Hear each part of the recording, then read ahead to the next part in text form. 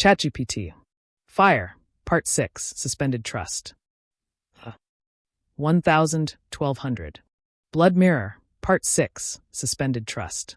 The precinct conference room reeked of burnt coffee and cigarette smoke. Every wall was plastered with photographs of the 4 victims, flowers at their lips, love notes scrawled in crimson ink. At the center of it all, a single word, Rudenko. Captain Doyle slammed a fist against the table. We had him. Surrounded. And still he slipped through. His voice cracked with rage.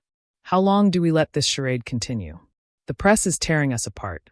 The mayor wants answers. And all we've got is a rogue detective who keeps showing up at every murder scene. Murmurs rippled through the room. DNA's solid. He attacked officers. He's unstable. Doyle's jaw clenched. He didn't disagree. But something in his gut still twisted. Across the city, Sasha paced the length of an abandoned church. Candles guttered in cracked holders, casting his shadow across broken stained glass. Anna leaned against a pew, arms folded tight. She hadn't spoken since they escaped the warehouse. Finally, Sasha broke the silence. You saw him. You saw with your own eyes. Anna's voice was sharp. I saw 2 men beating each other half to death. And I still don't know which one of you I'm standing with now. The words cut deeper than any knife. Sasha stopped, staring at her. You think I'm him? I think, Anna said carefully, that I've bet my life on a man whose DNA is at every crime scene, whose own captain doubts him, and who looks exactly like the killer. So yes, I'm asking myself if I made the wrong choice. Sasha's chest heaved, anger mixing with despair.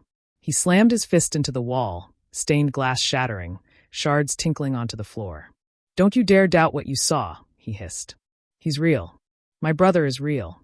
Anna flinched at the rage in his voice, but she didn't back down. Then prove it, Sasha. Give me something I can't ignore.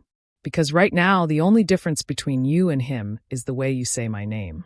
Meanwhile, the killer watched from afar. Through a cracked window across the street, his binoculars trained on the church. He smiled faintly as he saw them argue, saw the fissure widen. Trust is fragile, he whispered. Break it and she'll fall to me. He placed a fresh flower, a marigold, on the sill beside him. The flower of betrayal.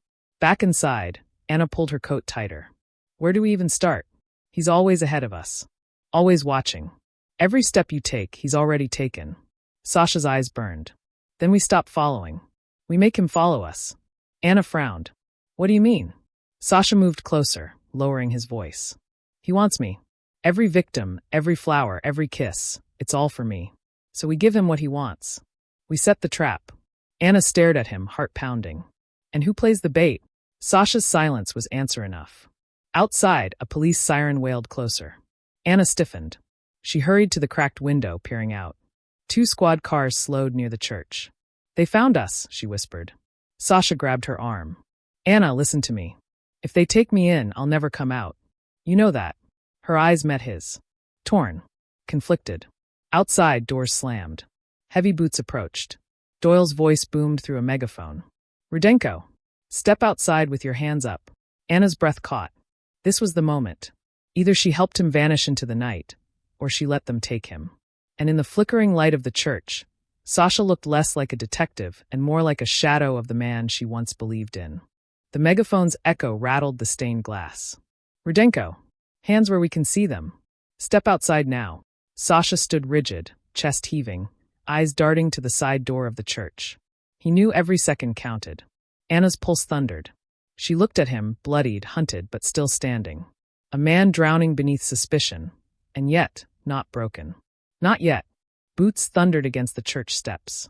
Shadows passed across the ruined windows. Sasha's voice was raw. Anna, if you trust me, you have to help me now. Or it's over. Her throat tightened. If I do this, there's no going back. Then don't look back, he snapped. The front doors of the church burst inward. A flood of officers swarmed, weapons raised, floodlights blinding. Down on the ground, Sasha dropped to one knee, hands raised, a performance buying seconds. His eyes flicked to Anna. She moved before she could think. She grabbed the nearest candle holder, a heavy iron stand, and shoved it hard into the lights. Glass shattered. Sparks hissed. The church plunged into chaos. Go, she shouted. Sasha bolted toward the side door, Anna on his heels. Bullets cracked. Stone splintered. A voice roared, "Stop them." They crashed into the night, sprinting through the alleyways as sirens wailed. They didn't stop running until the city swallowed them whole. They ducked into a forgotten service tunnel beneath the bridge, collapsing against the damp brick. Both gasped for air, adrenaline burning through their veins. Sasha turned to her. Why? Anna wiped blood from her cheek. Because I saw him. Because if you go down, he wins. And I'm not giving him that. Her words steadied him, but only for a moment. You've made yourself a target now. You realize that. She managed a bitter laugh. Newsflash, detective. I was already a target the moment I saw his face. Meanwhile, from a rooftop across the district, the twin watched through binoculars. The church lit up with police sirens, officers storming the alleys in vain. He smiled faintly, pleased. She chose him, he whispered. Good. That makes her mine all the more. He plucked another flower from the bundle beside him, a chrysanthemum, white as bone. He tucked it into his coat pocket, already imagining where he would leave it next. Hours later, Sasha and Anna huddled in a rundown motel on the outskirts of the city. Rain battered the windows. The TV in the corner blared breaking news. Detective Alexander Rudenko wanted for multiple homicides. Sources confirm he is armed and dangerous. Aiding or abetting will result in charges of obstruction. Anna muted it. The silence felt heavier than the rain. They're going to paint me as your accomplice now, she said flatly. Sasha stared out the window, jaw tight. Then you should walk. Distance yourself. You can still save yourself. Her laugh was hollow.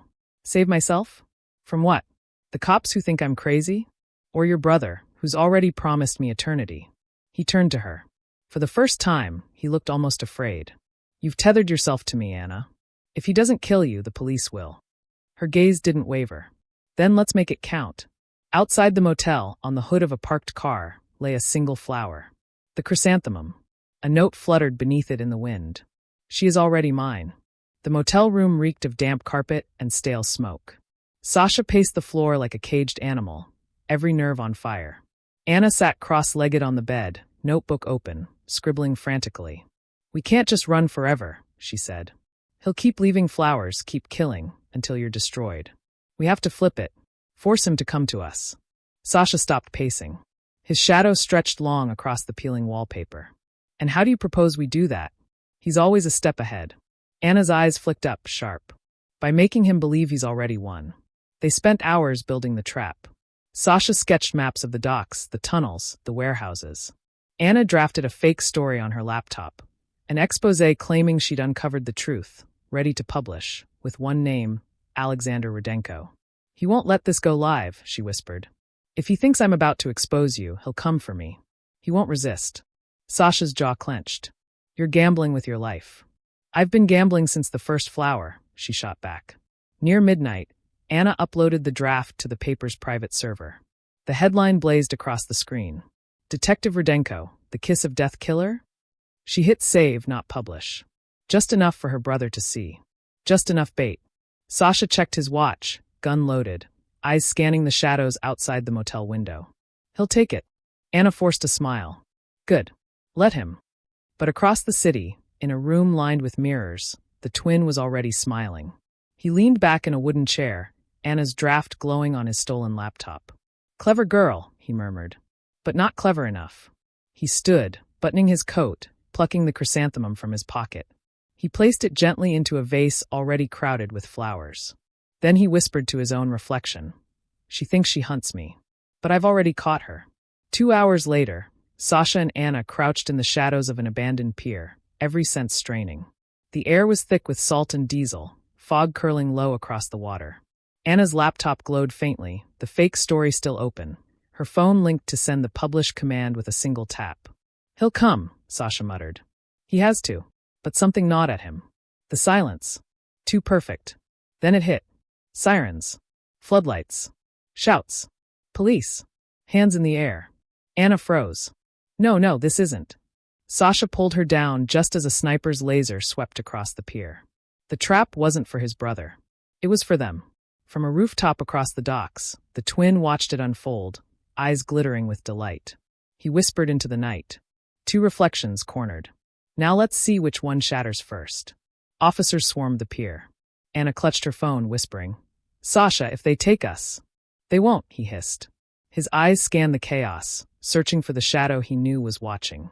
And there it was, just beyond the floodlights, half hidden in the fog, his brother, smiling, holding a fresh chrysanthemum.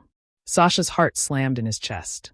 For one maddening moment, he didn't know if he was staring at his twin or at his own reflection across the water.